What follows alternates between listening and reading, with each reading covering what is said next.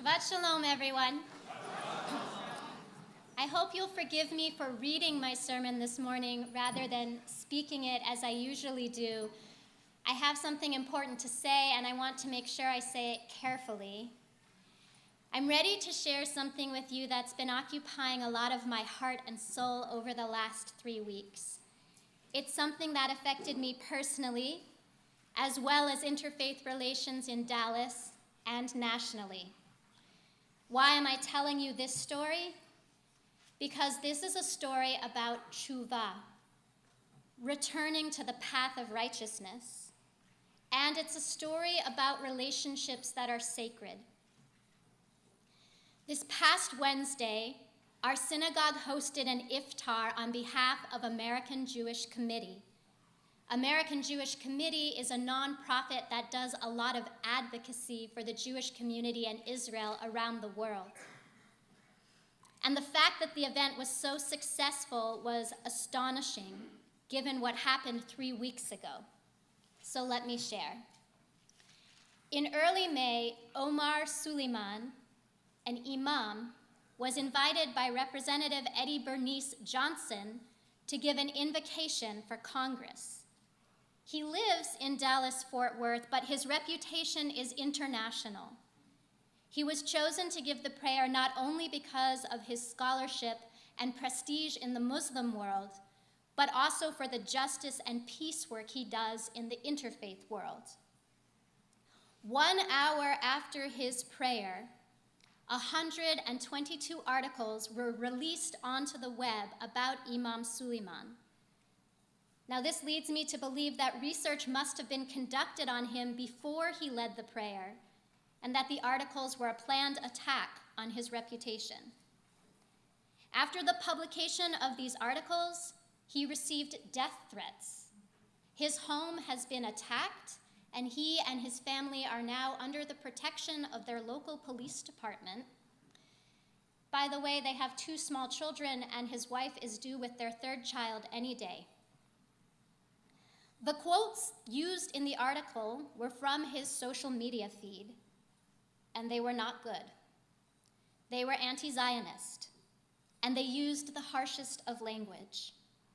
But it is important to note, they were also several years old. Now, this is a man whom I've worked on closely in the area on justice issues. This is a man who's been invited by the JCRC, which is a branch of the Jewish Federation, to speak at interfaith events. He and I have had extensive conversations about the Israeli-Palestinian conflict. And while I knew that he did not support the Israeli government, I had never heard him speak like that. So I was surprised when I read those quotes in the articles. And indeed, one of the challenges of doing interfaith work is always the question, are you the same person out in the world or in your own community that you are when we're together? Imam Suleiman wrote an op-ed in the Dallas Morning News responding to those articles.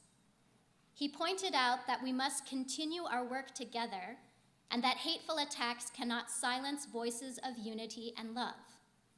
He pointed out that anti-Semitism and Islamophobia are related forms of bigotry.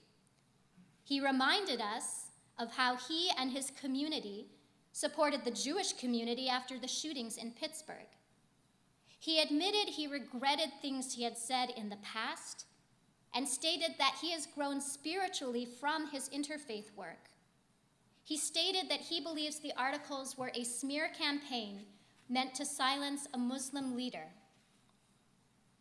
Those of us who have worked with Imam Suleiman reached out to him both to express our concern and support during what must be a very difficult time for him, and to ask if he would be willing to meet and discuss the comments that he made on his social media feed, to understand what he meant then and if those comments still mean the same thing to him now. And to his credit, he did agree to meet with us. Now, I'm sure you're shocked to learn that relationship is maintained not through social media posts, but rather by face-to-face conversations. We had the opportunity to listen to him and to ask questions. He shared with us which of his comments were taken from archived tweets that he had pulled down rather quickly after rethinking things, but the comments were found anyway. He shared how some of the comments were taken out of context, and he also apologized for other comments that he made, and shared with us that it's through the interfaith work he's been doing with us for the last few years that he has gained a different understanding of Zionism. We also talked about how there is a language barrier between our two communities. When I say Zionism in a Jewish context, that is not how it's heard in a Palestinian context. And when he says intifada in a Muslim context, that is not how it is heard in a Jewish context. We have to explain to each other what these words mean because they don't mean the same things in our cultures of origin. I left the meeting feeling reassured that the man I experienced in our work together is who I think he is. That meeting was tshuva, returning to a path of righteousness. That meeting was relationship building. Before the meeting, I would have claimed Imam Suleiman as my colleague, but now I claim him as my friend. That is a man who has grown and changed and is a role model who should be built up and not torn down. Now, he and I do not agree about the Israeli-Palestinian conflict. And that's not surprising, given that he is the son of 2 Palestinian refugees with family members who have been killed in Gaza and family members living there still, while I am an ardent Zionist who has lived extensively in the Holy Land, whose husband served in the IDF, and who had friends killed in suicide bombings. But the language he used in the past to describe his outrage at the actions of the Israeli military and government is not the language he would choose to use today. I can accept his critiques of Israel, and he can accept my belief that the Jewish people have a right to live there. I would also add that we don't need to agree about everything in order to continue to work together to protect the rights of minorities in our community and promote equality for all. When I first moved here, I was asked to speak on an interfaith panel, and one of the imams had said some things on his social media feed that I found concerning.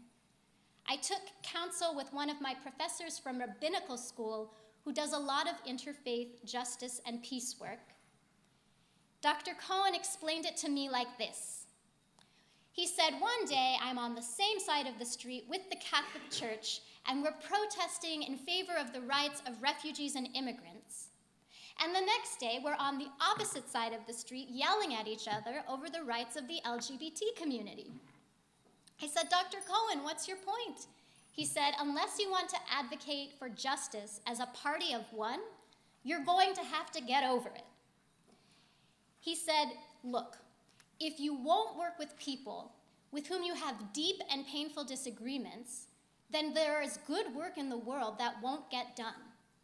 And through this work that you do together, you may find that you have the opportunity to ask serious questions and come to a new understanding because you've built enough of a relationship with the person that you can have that conversation. Now back to the American Jewish Committee and the iftar, the break fast that we held here at Beth Torah.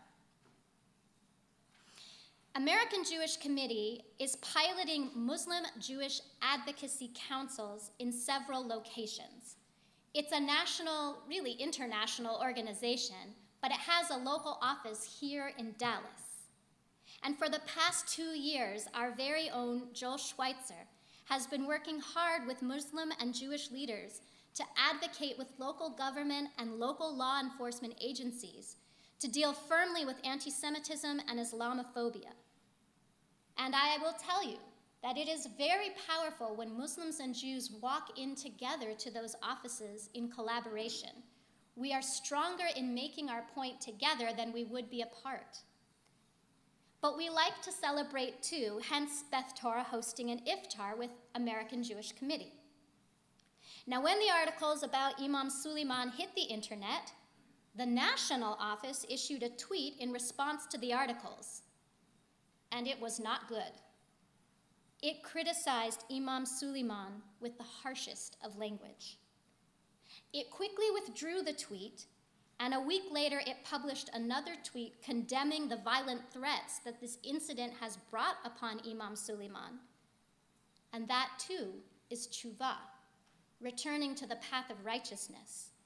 Although I would like to see them take it further and apologize to Imam Suleiman for the role that they played in events.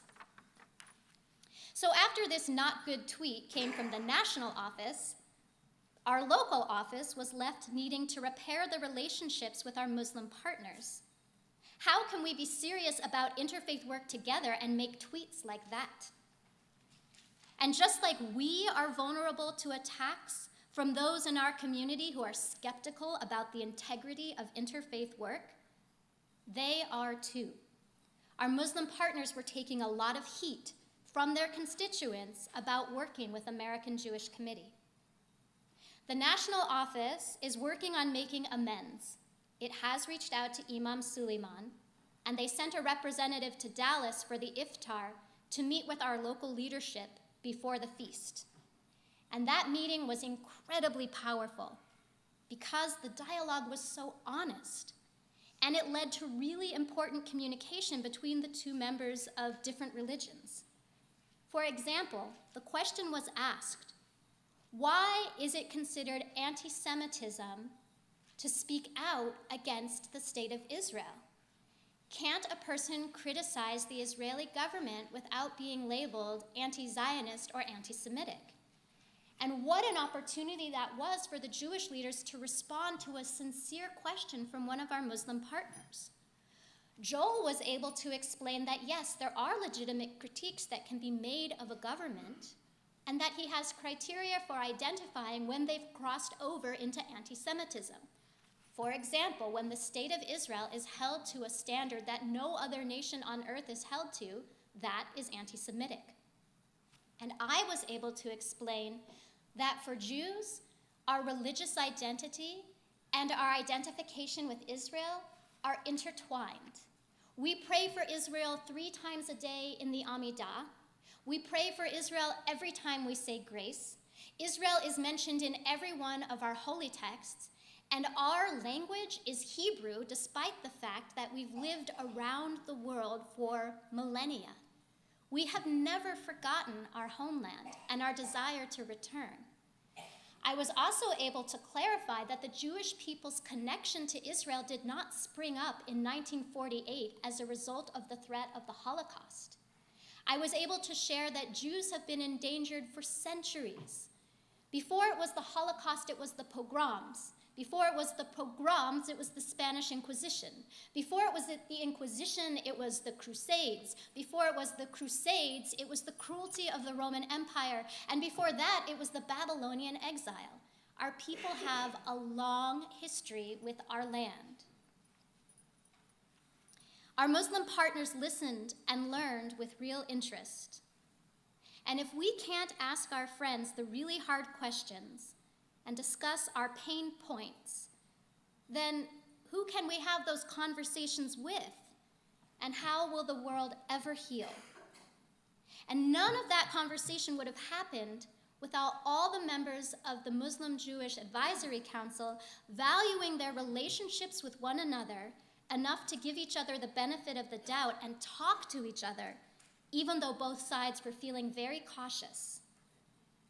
It's been an emotional 3 weeks for me. My friend's life was threatened.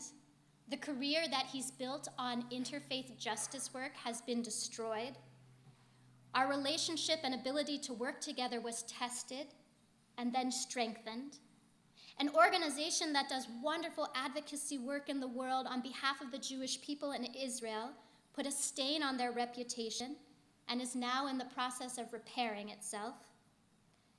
But overall, I'm hopeful because we didn't decide to have this conversation with each other over social media. And we didn't decide to pretend to smile at each other and pretend nothing had happened. And we didn't decide to ignore each other and not show up. Most of all, we felt that the relationships and the advocacy work that we do to fight Islamophobia and anti-Semitism together were too important not to work through this. This week's Parsha speaks of blessings and curses. It tells us to walk in God's ways and keep God's commandments if you want to find blessing in life. One of God's commandments is to seek peace, and that is what we did, Jews and Muslims together. I'm grateful for what we learned and what we're preserving and what we're pursuing in unity and love. Shabbat Shalom.